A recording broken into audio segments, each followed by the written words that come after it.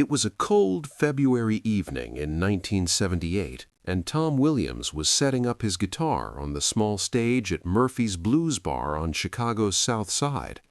At 28 years old, Tom had been chasing his musical dreams for over a decade, playing in dive bars, coffee shops, and anywhere else that would let him perform for tips and the occasional $20 payment.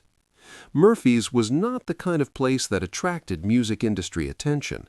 It was a working-class neighborhood bar that catered to factory workers, cab drivers, and other blue-collar folks who came in after long shifts to nurse a beer and maybe listen to some music if the mood struck them. The stage was barely more than a raised platform in the corner, with a single spotlight that flickered occasionally and a sound system that had seen better days sometime in the early 1960s. Tom had been playing at Murphy's every Tuesday night for the past 6 months, and while he had developed a small following of regulars who appreciated his soulful guitar work and honest songwriting, he was beginning to question whether he was ever going to make it as a professional musician. He was working construction during the day to pay rent on his tiny studio apartment, and his hands were calloused from both manual labor and endless hours of guitar practice. The music business had not been kind to Tom Williams. He had moved to Chicago from a small town in Indiana with big dreams and a battered acoustic guitar, convinced that his talent would eventually be recognized and rewarded. But after years of rejection letters from record labels, dismissive responses from talent scouts, and countless nights playing to audiences who seemed more interested in their conversations than his music, Tom was starting to wonder if he was deluding himself about his abilities. Earlier that day, Tom had received another rejection letter from a small independent record label, and he was seriously considering giving up music altogether. His girlfriend had been pressuring him to find a real job with steady income and benefits, and several of his friends had already abandoned their artistic aspirations to settle into conventional careers. As Tom tuned his guitar and prepared for his first set of the evening, he looked out at Murphy's usual sparse crowd. There were maybe 15 people scattered throughout the bar, most of them paying more attention to the basketball game on the television behind the bar than to the musician preparing to perform. Tom played his first set with professional competence, but without much enthusiasm. He performed his usual mix of blues standards and original compositions, playing well enough to avoid embarrassing himself, but without the passion and energy that had originally drawn him to music. The audience was politely appreciative, but hardly inspiring, and Tom could feel his motivation slipping away with each song. During the break between sets, most musicians would typically mingle with the audience, perhaps grab a beer or take a few minutes to rest their voice and hands. But Tom was feeling particularly dejected that evening, and instead of socializing, he remained on the small stage and began playing quietly to himself. What Tom played during that break was a song he had been working on for months but had never performed publicly. It was a deeply personal composition about loss, regret, and the search for meaning in a world that often seemed indifferent to individual dreams and struggles. The lyrics dealt with themes that would later be explored in some of Eric Clapton's most famous work, but at that moment it was just Tom's private attempt to make sense of his own disappointment and uncertainty. The song was called Tears in Heaven, and Tom had written it after losing his father to a heart attack the previous year. It was a meditation on mortality, love, and the hope that somehow, despite all the pain and separation that life inevitably brings, there might be a place where understanding and peace were possible. As Tom played, something shifted in his approach to the music. Instead of performing for an audience, he was simply expressing his authentic feelings through his guitar and voice. His playing became more intimate, more vulnerable, and more emotionally honest than anything he had done during his official set. The flickering spotlight created an almost ethereal atmosphere around the small stage, and for a few minutes Tom forgot about his commercial ambitions and reconnected with the reasons he had fallen in love with music in the first place. Unknown to Tom, Eric Clapton had walked into Murphy's Blues Bar just as he began playing Tears in Heaven. Eric was in Chicago as part of a brief break between tour dates, and he had been looking for a quiet place to have a drink and perhaps hear some authentic local music, away from the pressures and expectations that came with his celebrity status. Eric often sought out small, unpretentious venues when he traveled, both because he enjoyed discovering new musical talent and because these environments reminded him of his own early days as a struggling musician in London's club scene. He had learned some of his most important musical lessons in similar venues, and he never forgot how crucial those experiences had been to his development as an artist. When Eric entered Murphy's, he was dressed casually and wore a baseball cap pulled low over his face, hoping to avoid recognition.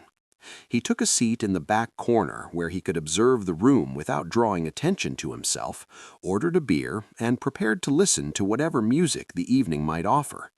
But when Tom began playing Tears in Heaven, Eric immediately recognized that he was witnessing something exceptional.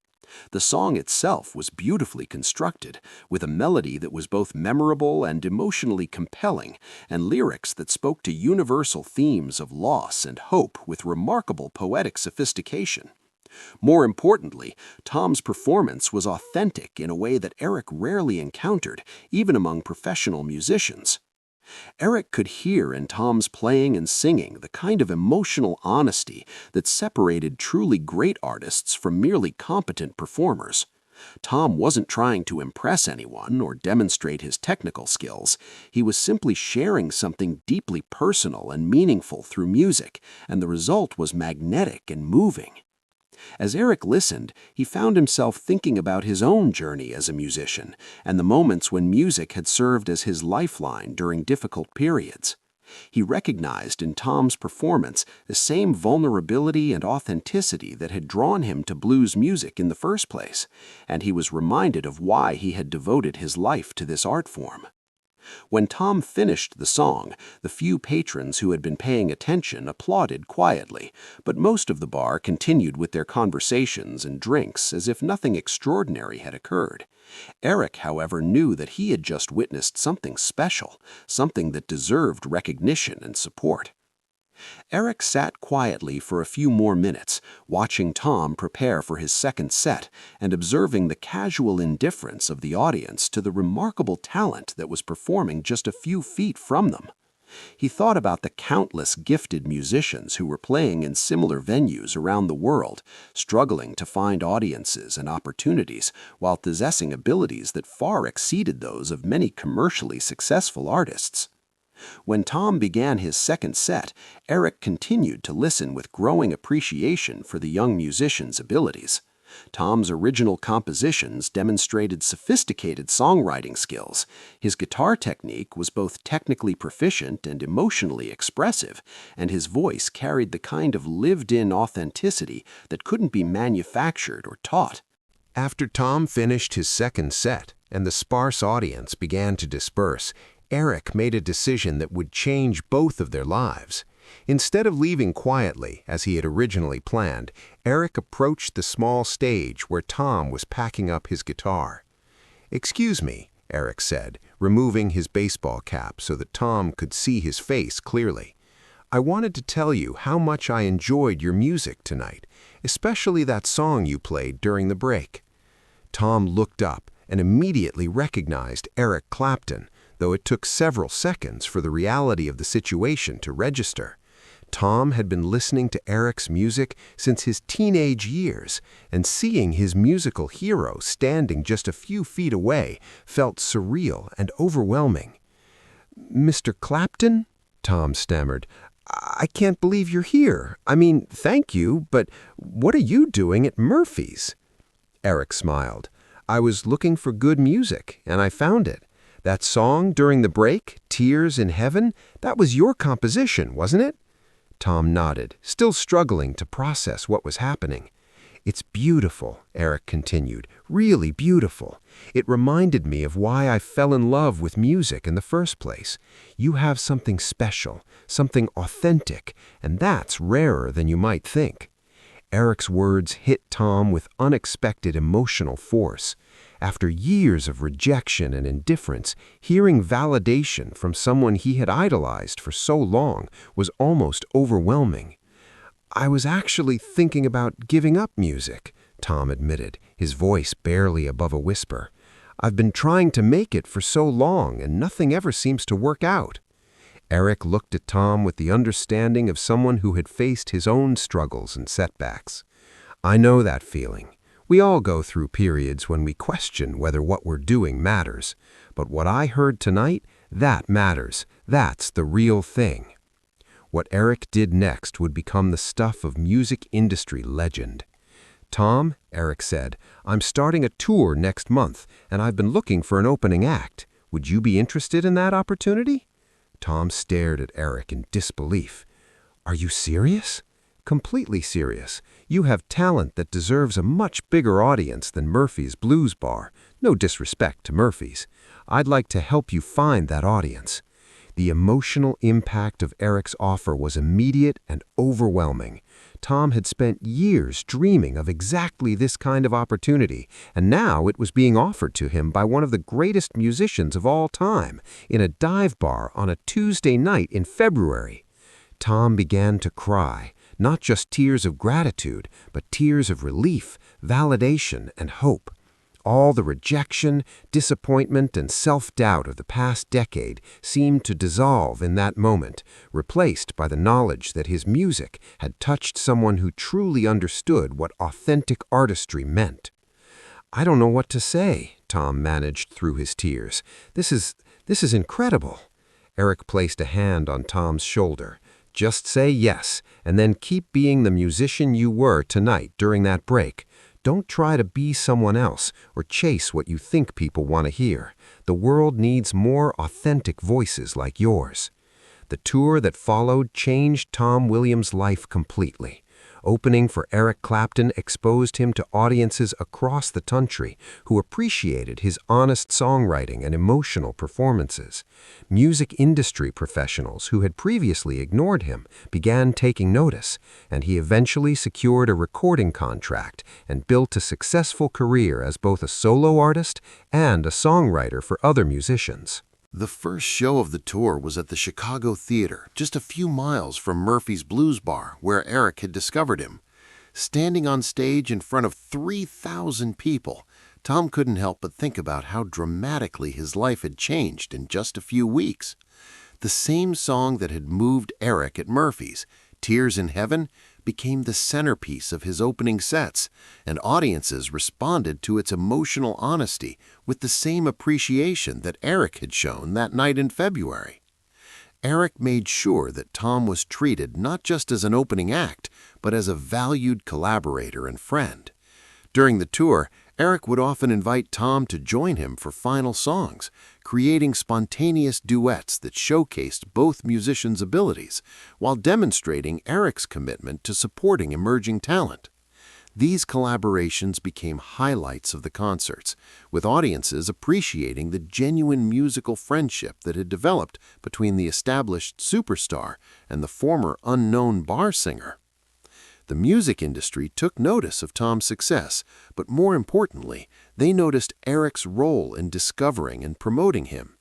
Record label executives, booking agents, and music journalists began paying closer attention to the small venues and emerging artists that might contain the next great discovery.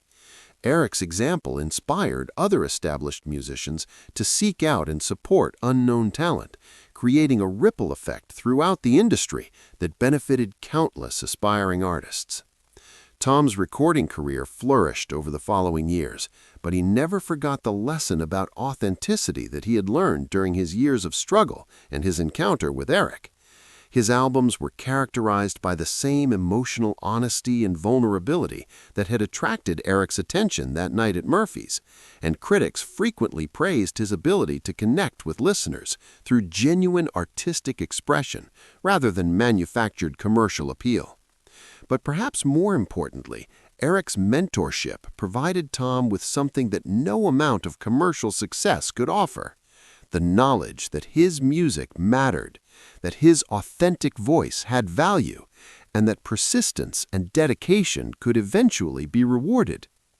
The relationship between Eric and Tom evolved from mentor and protege to genuine friendship and mutual artistic respect. They collaborated on several recording projects over the years, with Tom contributing songwriting and guitar work to some of Eric's albums, while Eric provided guest performances on Tom's recordings. Their musical partnership was characterized by the same authenticity and emotional depth that had brought them together in the first place. Eric and Tom remained friends and occasional collaborators for the rest of their careers. Tears in Heaven, the song that had brought them together that night at Murphy's, eventually became one of Tom's signature compositions, and he would often tell the story of how Eric Clapton discovered him during interviews and concerts. Years later, when music journalists asked Eric about the most rewarding aspects of his career, he would often mention his role in discovering and supporting emerging talent like Tom Williams. "Finding Tom that night at Murphy's reminded me why I love music so much," Eric would say in interviews. "It's not about the fame or the commercial success. It's about the connection between human beings through authentic artistic expression." Tom had that authenticity, and all he needed was someone to recognize it and give him a platform. The story of Eric's discovery of Tom Williams became one of the most beloved anecdotes in music industry folklore, frequently cited as an example of how established artists could use their influence to support and promote emerging talent. Murphy's Blues Bar, meanwhile, became something of a pilgrimage site for aspiring musicians who hoped that they might experience their own moment of discovery. The management installed a small plaque near the stage that read, "On this stage, February 1978, Eric Clapton discovered Tom Williams during a break between sets, proving that you never know who might be listening." The bar's reputation as a place where dreams could come true attracted musicians from across the country, and several other artists were eventually discovered there, though none with quite the same dramatic impact as Tom's story. Tom Williams went on to have a successful recording career, but he never forgot the lesson he learned that night about the importance of authentic artistic expression. He established a foundation that provided support and opportunities for struggling musicians, creating scholarships, venue booking assistance, and mentorship programs that helped dozens of emerging artists avoid the years of struggle that he had endured. Tom would often perform at small venues like Murphy's, both to stay connected to his roots and to search for the next generation of authentic voices. He became known for discovering and supporting other unknown talents, continuing Eric's cycle of generosity. The story became a reminder that talent and authenticity could be found in the most unexpected places, and that sometimes the most important performances happen not during official sets, but during those quiet, unguarded moments when artists are simply sharing their truth with the world, never knowing who might be listening with the power to change everything. Sometimes the most beautiful music happens when nobody thinks anyone important is listening, but someone always is.